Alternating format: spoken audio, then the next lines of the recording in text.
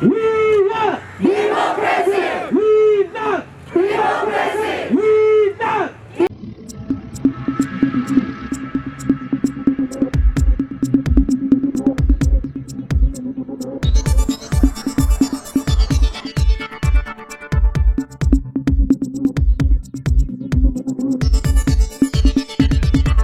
नमस्कार, राम राम दोस्तों में आप सबका स्वागत है।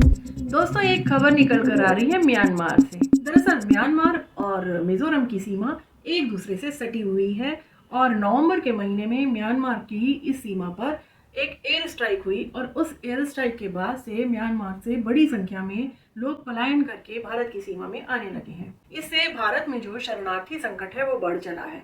हालात को देखते हुए मिजोरम में हाई अलर्ट कर दिया गया है और स्थिति क्या है यह देखने के लिए भारतीय सेना और उससे जुड़ी हुई एजेंसीज जो हैं वे भी हाई अलर्ट मोड में हैं। दरअसल दोस्तों यह जो समस्या है वह एक दिन की नहीं है, यह समस्या काफी लंबे समय से चली आ रही है। जैसा कि आप सबको पता होगा कि म्यांमार में 1962 से लेकर 2011 तक सैन्य शासन। 2011 में आयरन लेडी के नाम से मशहूर आंग सू सूची ने इस ओर लोकतंत्र बहाल करने की दिशा में अपने कदम बढ़ाए थे और वे इसमें सफल भी हुई थी, क्योंकि उनके साथ वे तमाम संगठन थे जो सैन्य शासन का विरोध करते थे। और आंग सान सूची के नेतृत्व में म्यांमार ने अपनी उन्नति करनी भी शुरू की थी। यह उन्नति 1962 से लेकर 2011 तक जो उन्नति नहीं हुई थी उससे कहीं बढ़ चढ़ कर थी, लेकिन फिर भी सैन्य शासन को यह रास नहीं आया।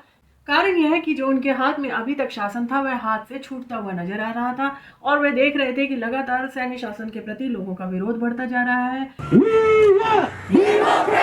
और लोकतंत्र की तरफ झुकाव बढ़ता जा रहा है।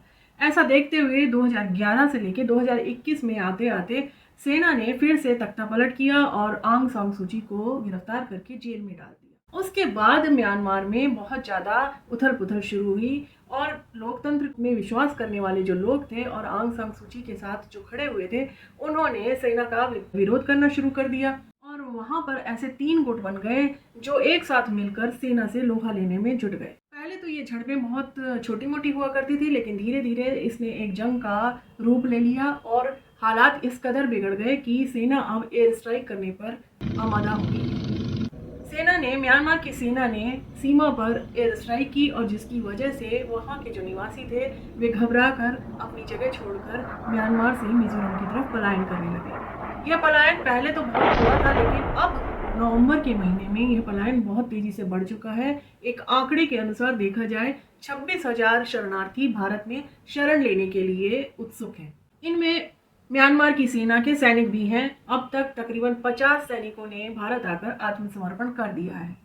तो दोस्तों यह समस्या एक बहुत बड़ी समस्या के रूप में अब भारत की तरफ बढ़ी चली आ रही है, क्योंकि पहले ही भारत में जो निवासी हैं उनकी व्यवस्था, उनकी सुरक्षा को देखते हुए यहाँ की सरकार को सारी चीज़ें देखनी पड़ती हैं। उस पर अगर शरणार्थियों का बोझ बढ़ता है तो यह व्यवस्था चरमरा जाएगी। आपका इस बारे में क्या कहना है हमें कमेंट बॉक्स में ज़रूर बताइए। वीडियो अगर पसंद आता है तो वीडियो को लाइक कीजिए, शेयर कीजिए और चैनल को सब्सक्राइब कीजिए। तो वीडियो के अंत तक बने रहने के लिए आपका बहुत बहुत धन्यवाद। मैं यहीं पर लेती हूँ विराम, आपको कह के राम राम।